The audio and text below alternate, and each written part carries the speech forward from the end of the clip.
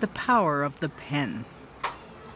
In his work, political cartoonist Rafael Pineda exposes the dangers that journalists face in Mexico.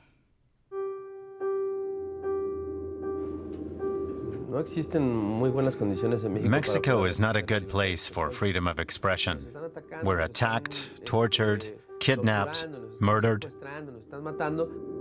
Rafael Pineda's work makes him a thorn in the side of Mexico's drug kingpins and corrupt politicians. That puts his life in danger. Once after a party, I got in the car. It was early in the morning, a gray day. And then I saw a message that had been left on the back of the car. "Keep quiet," it said. I saw it in the rearview mirror. I was badly shaken.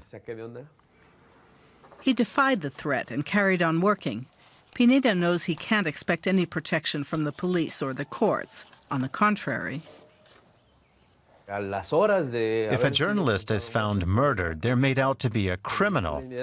No one bothers trying to investigate if the work they were doing might have had something to do with their death. Pineda's fears are justified. Miroslava Breach was an investigative reporter shot dead in her car outside her home. She was setting off to take her son to school. The hitman who killed her was sent by a drugs cartel. Why? To find out, we head to Ciudad Juarez on the U.S.-Mexican border. It's home to powerful drug cartels and some of the worst violence in the country.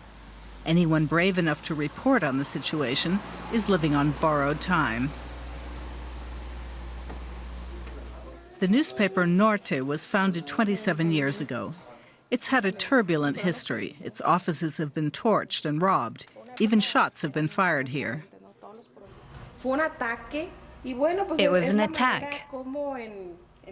That's a pretty standard way of threatening, intimidating, and silencing the press in Mexico.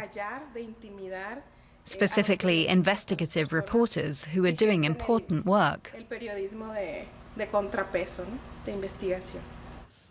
Miroslava Breach refused to stop reporting for the paper on the ties between politicians and the drug cartels. She cast a light on shady dealings, and she angered a lot of people. A critical voice was silenced, a voice that was loudly denouncing corruption. Steeped in corruption, the Mexican state does nothing to protect reporters. The country has an impunity rate of 99%. The newspaper closed down for its own protection. We've seen what happens with journalists in Mexico. All the crimes that go unpunished. Nothing happens. The fact that we've closed down is a final, definitive and significant protest so that people hear us. A press that's been silenced. That's exactly what the drug cartels and their criminal associates want. Carlos Barranco was friends with Miroslava Breach, the slain journalist. He admired her tenacity. She'd refused to be cowed. I feel desperate, helpless, and deeply frustrated. I don't understand why we journalists are the ones paying the price. The actual criminals are getting off scot-free. Carlos Barranco doesn't want to hide. He's about to give a radio interview, although fear casts a long shadow over his life. The problem with the drug mafia is that it's an invisible enemy. Anyone who says they're not afraid of them must be lying. He thinks the safest place for him is in the public eye. Barranco wants everyone to be aware that journalists are dying and their killers remain at large, because the politicians and the police are all in the cartel's pocket. What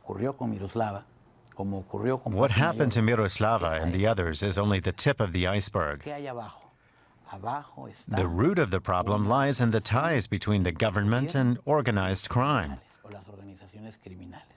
They're all in it together.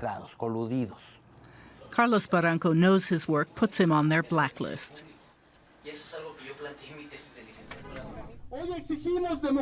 The country's press have taken to the streets in protest.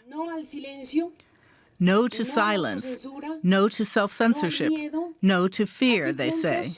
We have to continue investigating and reporting.